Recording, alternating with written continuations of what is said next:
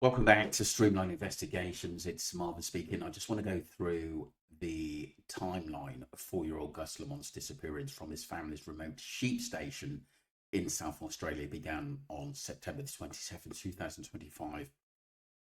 The reason why I'm doing that, there are a lot of new, basically, people on the platform that's asking questions, and that may be new to the case as well.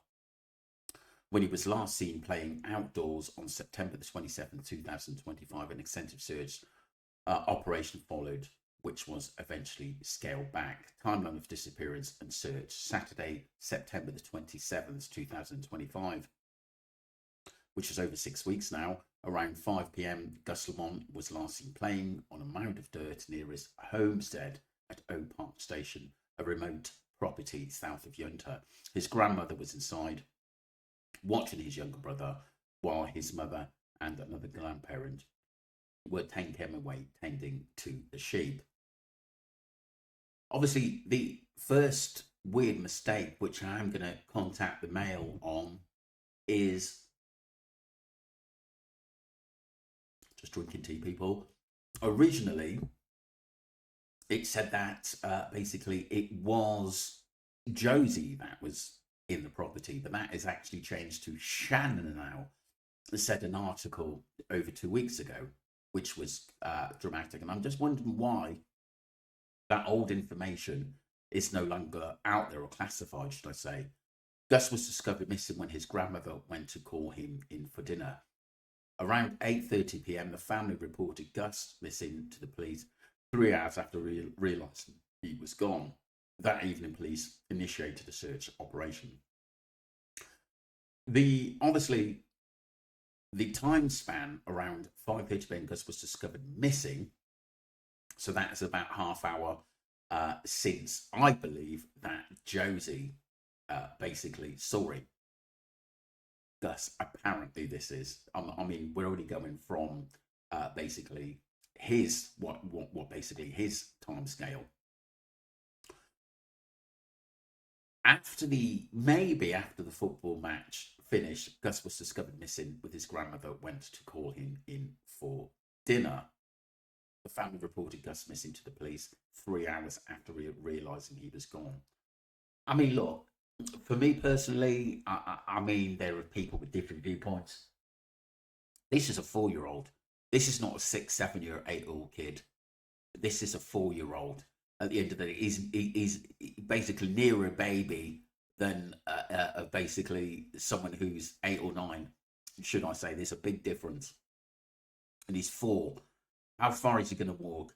I don't think he's going to walk 50 km. And like I said, his family would have said that, oh, he's gone off before. He's got a habit of doing it. They didn't say that. They said basically he always keeps, when he's playing outside, he always sticks to around about the house and not too far away. That tells you a lot. That kid did not walk off the property. I don't believe he did anyway. This is just my viewpoint, my narrative, and my thoughts and what I think there. But 3 hours to call the police. Don't forget, it would have been getting dark, and you're not even thinking about calling the police in the first hour or finding them. Yes, that they were possibly driving around, but that is bizarre to me. That really is bizarre, because most people, if someone's missing, they call the police in the first hour. Even if the police had asked them to wait maybe another hour, that report is made kind of quickly. I've never known anything like it, to be honest with you. Tuesday, September 30th, police advised the family that due to the passage of time, the harsh outbreak terrain, and Gus's age, it was unlikely he had survived. So basically, this kid has walked out into the wilderness and was never found. And we got to remember how many people were searching, including Army, and they didn't find him. How far can he go? I'd be shocked if he walked over an hour. I'd be shocked if he walked half hour. I really, really would. A 4-year-old boy we're talking about. I'd be absolutely shocked if they found him out of the area that they searched. I really would. Monday, October 6, 2025, police launched a significant renewed search after a footprint was found near a dam west of the property. And that's why they searched the dam. One footprint. How bizarre is that? How bizarre is that? And like I said, there are a lot of people on the fence. You know, I've got a funny feeling it's something to do with Josh. But like I said, on the other hand, it wouldn't surprise me whether Gus had passed and it was some kind of accident, stroke foul play, because it's been covered over. Tuesday, October the 7th, police scaled back the search efforts and transferred the investigation to the missing persons investigation section. Friday, October the 10th, police drained a dam near the property as part of the investigation, but found no evidence of Gus.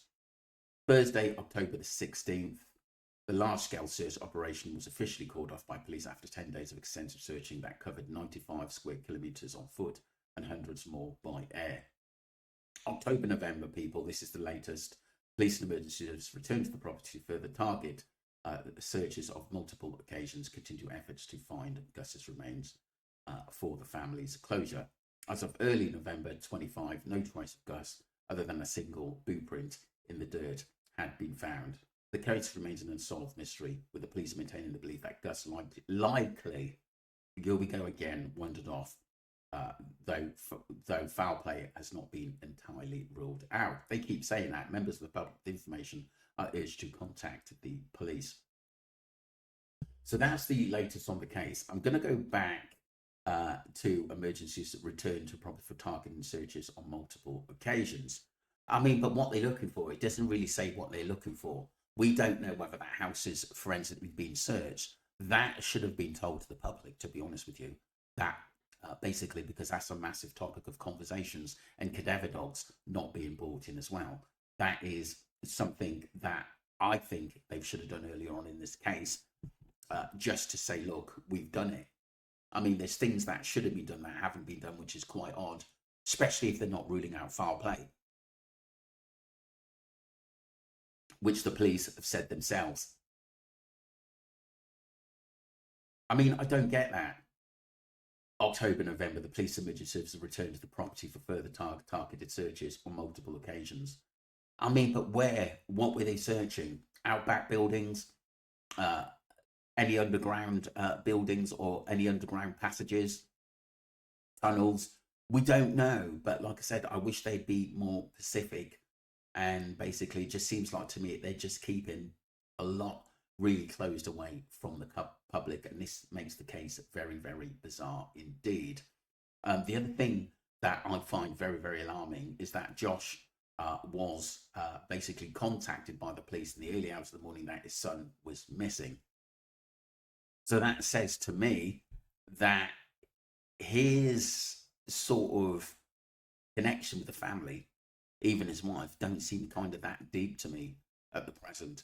We don't know whether basically that basically his wife Jess was siding with her father Josie and Shannon over Josh. It seems like that way, because don't forget that at the end of the day, she is the mother. Jess would have had to sign a lot of the signatures for the fostering for Josie and Shannon to actually take over full responsibility of that child. Should I say, even though Jess lives on the property. Why was that for? I'm not sort of prying into, was it because of Ruggs? Was it because of mental health? It's really, really, really strange. And I've got a funny feeling that probably Josh hasn't probably seen his son for a little while.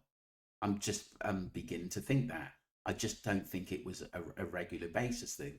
And is that why he was fighting so hard to get the property done, to take his family away, because he felt that he was losing them? We've got to look at all aspects of this case. There are people that are going to basically come on the channel and talk about different things, but we have to be open-minded about this case, because like I said, one of those lines of inquiries or what people say could be right. And it could come. People may laugh and say at the end of the day, "Oh, that's a bit far fetched." I know Don said, "You know, is it possibility it'd been taken by a big bird?" Anything's possible. Anything is possible. I don't think that personally. I'm not saying you know, it's not viable, because anything is in these days, but we have to look at everything possible what could have happened to Gus. As long as these stories are not over the top, I'll keep reading the messages and put them out there. At the end of the case, my basically topic of conversation is keeping Gus, who's a 4-year-old boy who wandered off, who didn't have his tea. He was called in for his tea, his grandma or granddad said at that time.